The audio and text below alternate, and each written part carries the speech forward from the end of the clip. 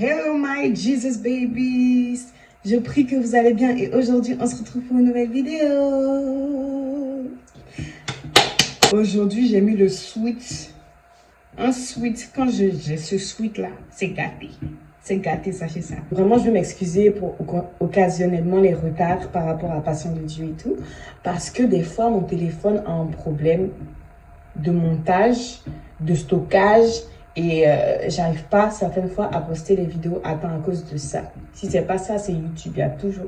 Bref, il y a des fois où c'est pas facile. Mais je veux quand même vous poster le meilleur contenu possible. Parce que vous méritez en fait.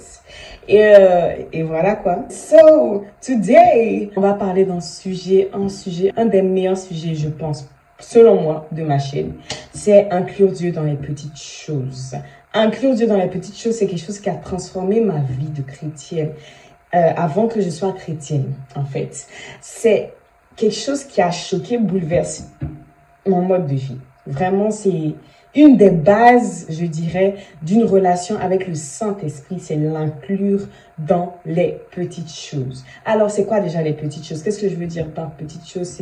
Ce sont les habitudes, des choses banales que nous faisons ou que nous considérons banales, que nous faisons dans le quotidien. Donc, c'est des choses qu'on fait dans le quotidien qui sont habituelles et qui n'ont pas vraiment énormément d'importance pour nous. Par exemple, l'habitude de se brosser avec une brosse à dents bleue au lieu d'une brosse à dents verte.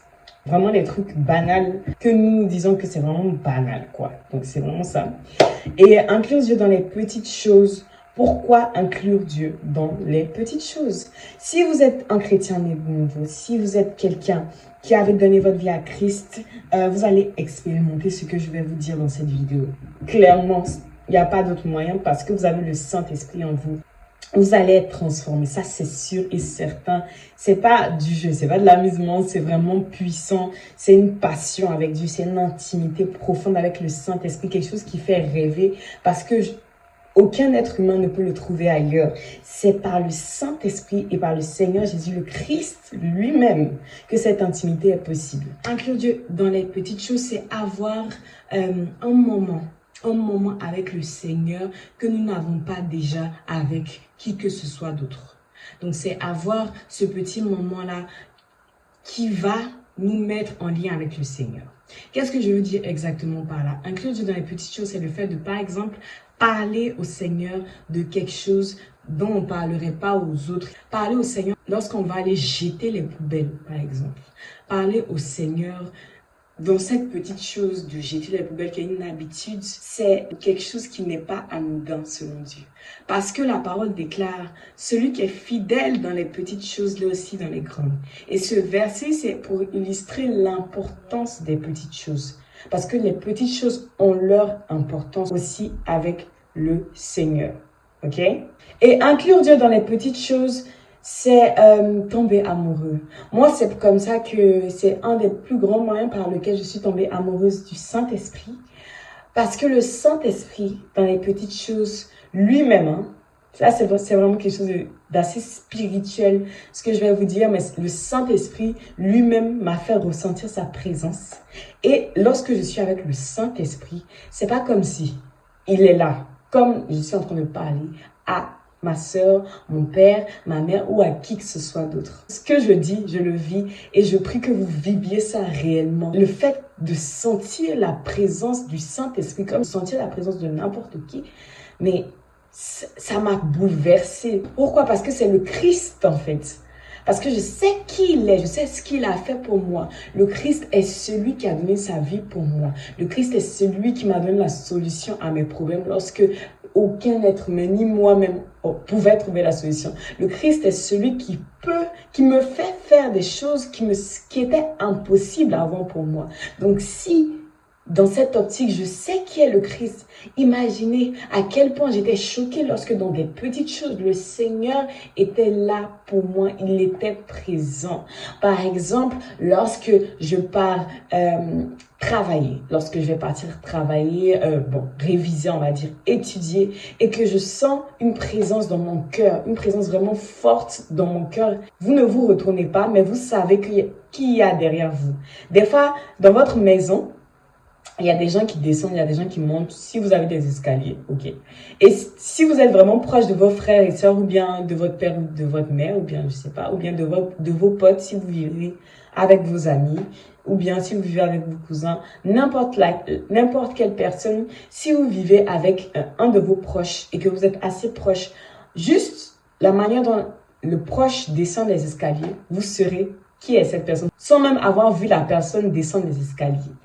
Je ne sais pas si vous avez déjà vu ça, parce que il y a des gens qui ont une certaine démarche et il y a des gens qui ont une autre démarche. C'est exactement ça avec le Seigneur. Tu n'as pas besoin de le voir pour savoir que c'est lui. Lorsque tu as une intimité avec lui, quand il vient, tu le sens et tu es dans sa présence. Et donc, inclure Dieu dans les petites choses m'a permis d'être dans cette présence-là que je ne connaissais pas. D'être dans une présence qui surpassait moi-même ma propre compréhension en fait. Dans ma solitude, le Saint-Esprit est venu me montrer qu'il était présent. Le Saint-Esprit est venu me montrer qu'il est non seulement présent, mais qu'il voit tout ce qui se passe dans ma vie. Inclure Dieu dans les petites choses, c'est se rendre compte que Dieu voit tout ce qui se passe dans notre vie. En deuxième point, c'est voir clairement que Dieu voit tout ce qui se passe dans notre vie. Dieu voit tout, il regarde tout, il observe tout en fait. C'est ce qui m'a fait comprendre. Il m'a dit, mais ma fille, je suis avec toi. Comment il me l'a fait comprendre, par exemple, ça, le fait de l'inclure dans les petites choses, je vais vous expliquer. Je l'ai inclus en lui posant, en priant, en lui posant la question, ah Seigneur, par exemple, qu'est-ce que tu veux que je lise aujourd'hui? Et si tu veux que je lise un certain passage, fais-moi tomber sur ce passage-là.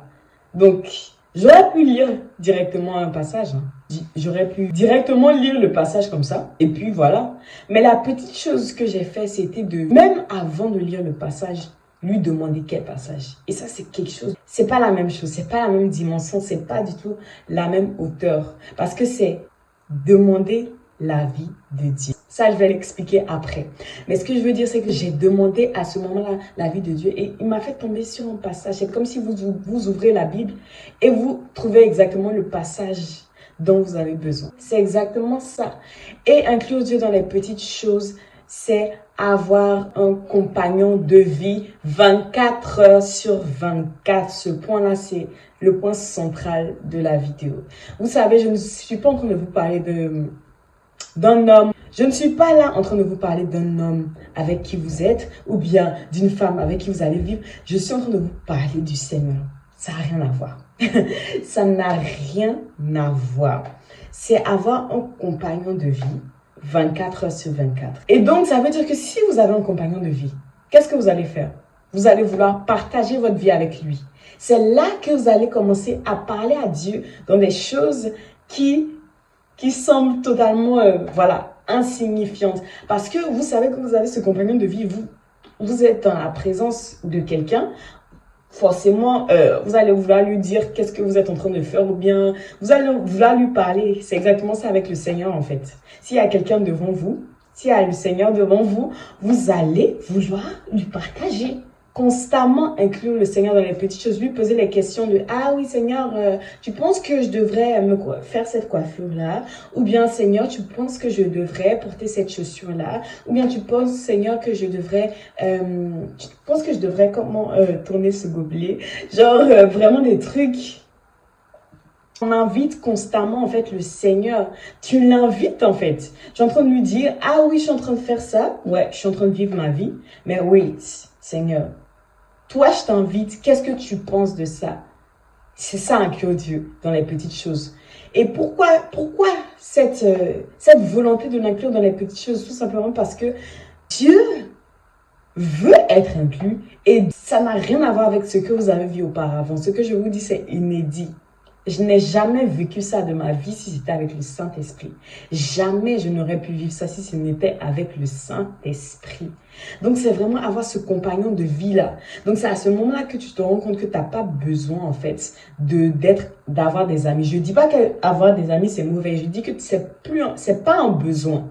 Parce que si tu as un compagnon de vie, tu as quelqu'un avec toi tous les jours, il devient quoi? Il devient ton meilleur ami. Donc, c'est comme ça que petit à petit, tu peux commencer à parler au Seigneur, tu peux commencer à être proche du Seigneur, tu peux commencer à lui confier des choses, tu peux commencer à lui expliquer tout ce que tu veux. Et donc, tu as un compagnon de vie. Ça veut dire qu'il y a une nouvelle vie. Il y a une vie que tu voudras vivre avec ce compagnon-là qui est avec toi. C'est là l'intimité avec le Saint-Esprit en fait. C'est vivre une nouvelle vie avec le Seigneur en s'intéressant à son avis, en s'intéressant à ce qu'il pense de nous, en s'intéressant à ce qu'il voudrait de meilleur pour nous. Donc vraiment, c'est avoir un compagnon de vie. Et en quatrième point, c'est aussi avoir un confident. Le Saint-Esprit lui-même, il vous connaît par cœur. Pourquoi je dis ça? Parce que moi, je peux dire ces points-là parce que c'était par rapport à moi, par rapport à mon caractère. Mais par rapport adapté à votre caractère, le Saint-Esprit peut intervenir dans votre vie, peut être présent de manière différente. Moi, je suis quelqu'un d'assez solitaire. Donc, c'est pour ça que peut-être que le Saint-Esprit s'est présenté à moi de cette façon-là. Mais le Saint-Esprit peut se présenter à vous si vous êtes quelqu'un d'assez relationnel, dans vos relations, dans les relations même, le Saint-Esprit peut se montrer à vous. C'est pour vous dire que ne limitez pas le fait que le Saint-Esprit peut être un compagnon de vie d'une manière unique. Il peut être un compagnon de vie d'une manière différente selon la personne que vous êtes. Parce qu'il sait ce que chacune de ces créatures préfère et aime. Donc, comme il sait exactement ce que chacun aime, il va vous donner ce que vous aimez. Mais si vous passez par lui. Voilà. Donc, c'est ça. C'est avoir un compagnon de vie. Moi, ça m'a choqué. Moi qui suis quelqu'un de base assez solitaire, de savoir qu'il y avait quelqu'un qui m'aimait tellement qu'il est en train de me regarder et penser à moi, vouloir le meilleur pour moi, alors que je suis en train de me brosser les dents, en fait. Parce que tu te dis, ah ouais, je suis juste en train de me brosser les dents et tout, je ne veux pas venir penser à ce que Dieu pense. Mais si, parce que c'est à ce moment-là que tu vois que son amour n'a aucune raison. Il n'a pas besoin que tu sois en train de prier pour qu'il commence à t'aimer. Il t'aime même quand tu es en train de rien faire. Son amour n'a aucune raison. Lorsqu'on inclut Dieu dans les petites choses, c'est se rendre compte que l'amour de Dieu n'a aucune raison. Parce que on se dit souvent et tout, ah oui, si je fais quelque chose de bien au moins, là je vais comprendre et tout pourquoi la personne et tout va me dire merci. Je t'aime et tout, dans les grands moments, dans les situations, genre, si j'ai fait quelque chose de bon, on comprend. Mais pour quelqu'un qui n'a pas fait quelque chose forcément de bon, de particulier, pourquoi est-ce que tu vas venir lui donner des déclarations d'amour? Pourquoi est-ce que tu vas venir lui montrer ton amour comme ça? Si vous ne comprenez pas, prenons l'exemple de la fête des mères. Il y a beaucoup de personnes qui n'expriment pas malheureusement leur amour en fait à leur maman et qui attendent juste les fêtes. C'est exactement ça le truc. C'est que ces personnes-là attendent qu'il y ait quelque chose de bon pour montrer leur amour à leur maman. Alors que Dieu, il n'attend rien du tout pour montrer son amour à ses créatures. Donc c'est vraiment totalement différent, ça n'a rien à voir. C'est quelque chose de tellement beau, tellement parfait, parce que tu te dis, mais quelqu'un m'aime à ce point-là, quelqu'un m'aime au point de mourir à la croix pour moi, quelqu'un m'aime au point de me pardonner à chaque fois que je pêche. C'est se rendre compte vraiment que, mais il y a quelqu'un qui m'aime, c'est se rendre compte de l'intensité, de la dimension puissante de l'amour de Dieu en fait. C'est quelque chose qui se vit entre Dieu et vous seul. Il n'y a personne qui peut vivre cette relation-là entre vous deux. Parce que c'est votre créateur et vous êtes sa créature. Donc c'est vraiment beau, c'est tellement beau, c'est tellement waouh, c'est tellement exceptionnel que je prie que vous viviez ça. Amen. Donc c'est vraiment avoir un compagnon de vie. En sixième, pourquoi inclure Dieu dans les petites choses? Inclure Dieu dans les petites choses va vous donner envie de vivre. Si vous étiez quelqu'un d'assez, ça n'allait pas dans votre vie, ok? Oui, ok bébou. Vous avez par exemple des problèmes d'addiction à l'alcool, et voilà. Si vous rencontrez le Saint-Esprit, déjà, ces problèmes ne peuvent pas rester indéfiniment dans votre vie. Donc, imaginons que ces problèmes sont déjà partis et tout. Alors, vous n'êtes plus addict parce que vous avez rencontré Jésus. Vous allez vouloir désormais, parce que vous avez ce Jésus qui vous a guéri, vivre une nouvelle vie avec ce Jésus-là, puisque vous ne faites plus ce que vous faisiez avant. Vous ne buvez plus d'alcool comme vous buvez avant. Donc, ça veut dire que vous allez avoir envie de vivre d'une nouvelle manière. Donc cette nouvelle manière de vivre, cette nouvelle façon de vivre, c'est le Saint-Esprit qui va vous le communiquer. Comment? Par des signes, par des personnes, par divers signes. Et il va vous donner un mode de vie qui est le mieux adapté pour vous. Et c'est vraiment là que vous allez vous épanouir. Parce que ça veut dire que sans être humain à côté de vous, sans quelqu'un qui est tout le temps à côté de vous, parce que on vit pas non plus avec personne autour de nous. Genre, il y a quand même des gens qui viennent autour de nous la plupart du temps. C'est ce que je veux dire, il y aura quand même des gens. Donc, c'est ça. C'est pas le fait de s'isoler tout le temps, c'est pas ça. C'est le fait que le Saint-Esprit va vous donner un nouveau mode de vie auquel vous ne vous attendiez pas. Parce qu'il connaît tout de vous. Il connaît le meilleur de vous. Il connaît le pire de vous. Il connaît même ce que vous ne connaissez pas de vous-même. Est-ce que vous imaginez? C'est avec ce Dieu-là que vous aurez cette relation et cette nouvelle vie. Donc vraiment, inclure Dieu dans les petites choses, c'est avoir une nouvelle vie, partager avec le Seigneur sa vie. C'est à ce moment-là que vous allez être pleinement épanoui sans personne au milieu de vous. Ah! Si vous êtes dépendant affectif, mes amis, c'est là que ça va finir. Parce que vous n'avez plus besoin des gens. Et c'est pas contre les gens, hein, c'est pas genre, moi, j'ai pas besoin des gens et tout, dégager et tout. Non, pas du tout, en fait. C'est que vous-même, vous allez être épanoui sans problème avec les gens, mais épanoui, que les gens soient là ou que les gens ne soient pas là, vous serez épanoui parce que vous avez un compagnon de vie. Il est là même quand les gens sont là et il est là quand les gens partent. Donc, ça veut dire que dans les deux cas, vous êtes en vie et vous êtes pleinement épanoui parce que vous avez le Saint-Esprit. Amen. Ah, c'est tellement fort ce que je vous dis là. Ceux qui croient verront ça dans leur vie. Et je prie que ce soit vraiment votre partage. Inclure Dieu dans les petites choses aussi, avoir un confident.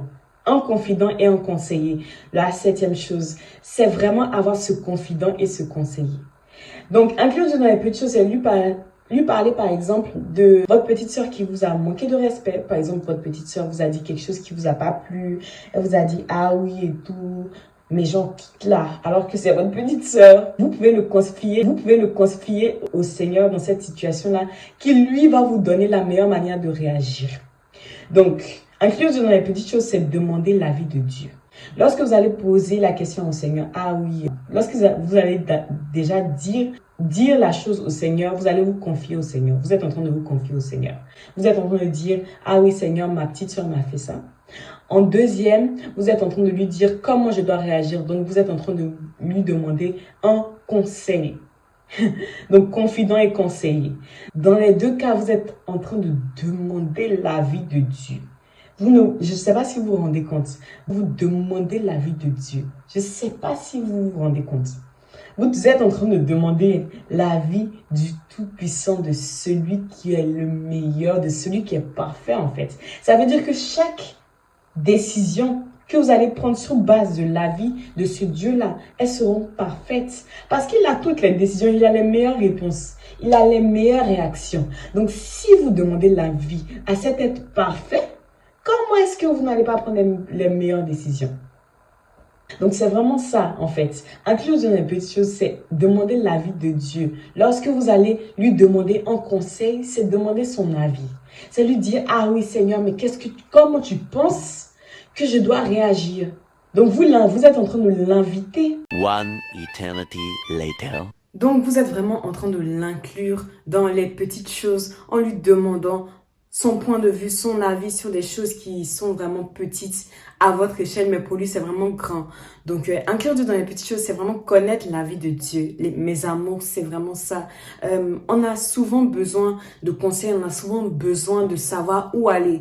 Et le Seigneur nous dit en fait, le Seigneur, il nous dit clairement où aller et il sait pourquoi. Et ce qui est encore plus choquant, lorsqu'on connaît le point de vue de Dieu, c'est que inclure Dieu dans les petites choses va aussi nous permettre d'anticiper certaines situations.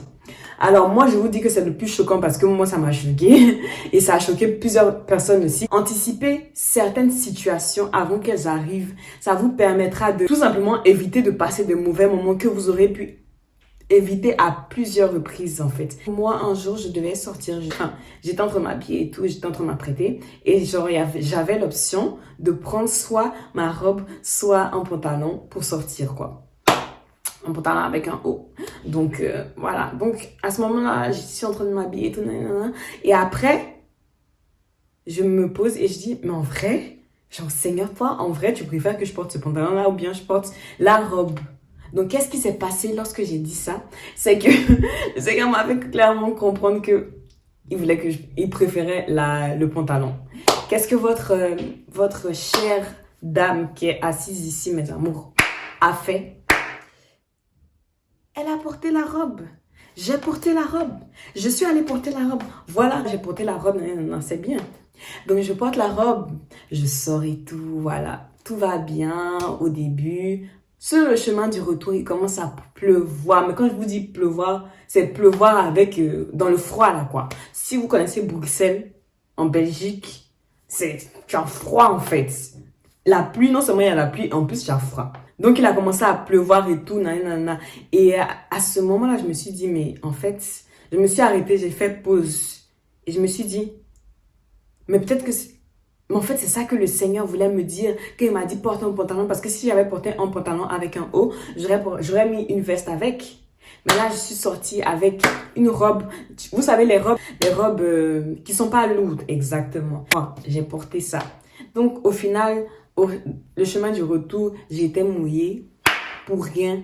Et puis, j'aime pas ça avec le froid. J'aime pas ça. Vraiment, être mouillée, en plus, avoir froid, c'était vraiment chiant. Voilà, c'est un exemple simple de la vie réelle qui vous permet d'anticiper certaines situations, qui nous permet d'anticiper certaines situations, mes amours. Si vous êtes vraiment attentifs à la voix de Dieu, bien, il y a tellement de situations que vous allez éviter, il y a tellement de choses que vous allez être juste épargné. C'est vraiment hyper important, en fait. Inclure Dieu dans les petites choses, c'est un des aspects, un des bénéfices d'être dans cette relation intime avec le Seigneur, profonde avec le Seigneur. C'est lui parler de choses qui n'auraient pas énormément d'importance pour les autres, mais qui ont de l'importance pour Dieu.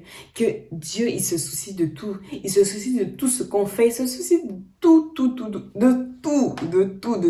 Même les choses, on se dit, oh, ça là. Il se soucie de ça. Donc vraiment, inclure dans les petites choses, ça revient à anticiper certaines situations, à connaître la vie de Dieu. Le dernier point, ça permet d'être fidèle dans les grandes choses. Bon, ça, je vais en parler plus dans une autre vidéo. Mais inclure dans les petites choses permet d'être fidèle dans les grandes choses. Des fois, on se dit, ah ouais, mais moi, j'arrive pas à lire ma Bible et tout ça. Mais qu'est-ce qu'on fait? On ne lisait même pas une fois par mois. On va essayer de la lire chaque jour, en fait. Quelqu'un qui ne lit pas de base sa Bible, même une fois par mois, en fait. Quelqu'un qui ne lit même pas sa Bible, essaie de lire sa Bible une fois par jour. Donc, ça, c'est vraiment... Il y a vraiment un gros vide, en fait. Un gros espace entre les deux choses. Et c'est pour ça que beaucoup de choses qu'on veut faire pour le Seigneur, on n'arrive pas à les faire. Parce que je sens derrière la caméra qu'il y a certaines personnes qui se disent « Ah ouais, mais moi, je veux bien faire ce qu'elle me dit et tout ça. » Mais j'arrive même pas à lire ma Bible. Elle me dit d'aller faire ceci pour le Seigneur, d'aller faire cela pour le Seigneur. Il faut que vous commenciez à l'inclure dans les petites choses. Lui dire, comme si vous êtes en train de parler à quelqu'un parce qu'il est devant vous. Si vous croyez, il est devant vous. Lui dire, Seigneur, ça, j'arrive pas à faire ça. Donne-moi la force et surtout, donne-moi la volonté. Change ma volonté, Seigneur. Parce que si je veux te dire la vérité, en fait, je veux pas le faire.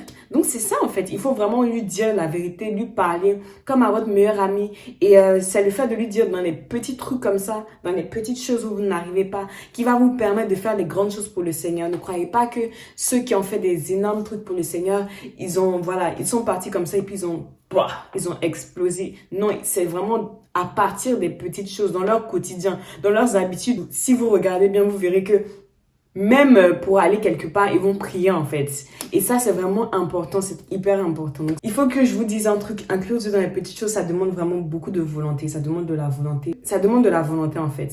Mais dès que vous avez une petite volonté, dès que vous avez un peu envie, juste essayez. Et le Seigneur lui-même, il va finir le reste.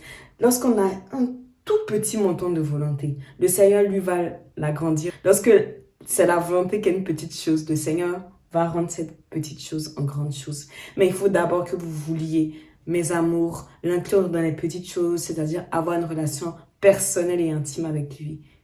Vous ne savez pas ce que vous allez vivre. C'est ce que je voulais vous dire. Mes amours, tous ces points-là, c'est vraiment pour vous, c'est vraiment par amour pour vous. J'ai du mal à l'expliquer, je pense que ça se voit à la caméra. Certaines choses, parce que c'est vraiment quelque chose qui se vit personnellement avec le Seigneur. Et quand tu vis ça, tu ne peux pas vouloir que les autres ne le vivent pas. Parce que tu sais d'où tu viens et tu sais c'est quoi la différence entre la situation où tu étais et la situation où tu es maintenant en fait. Je prie que vous ayez passé un très bon moment et on se reverra la semaine prochaine par la grâce de Dieu si Dieu veut. Et vraiment, je vous fais de gros bisous mes amours. Je vous aime et j'espère que vous avez aimé la vidéo sur le témoignage, sur les questions-réponses. Enjoy, hein. C'est que le commencement. Vous dire God's patience, c'est le début d'une nouvelle ère en fait. C'est vraiment beaucoup de choses qui vont arriver. Le Seigneur se le sait.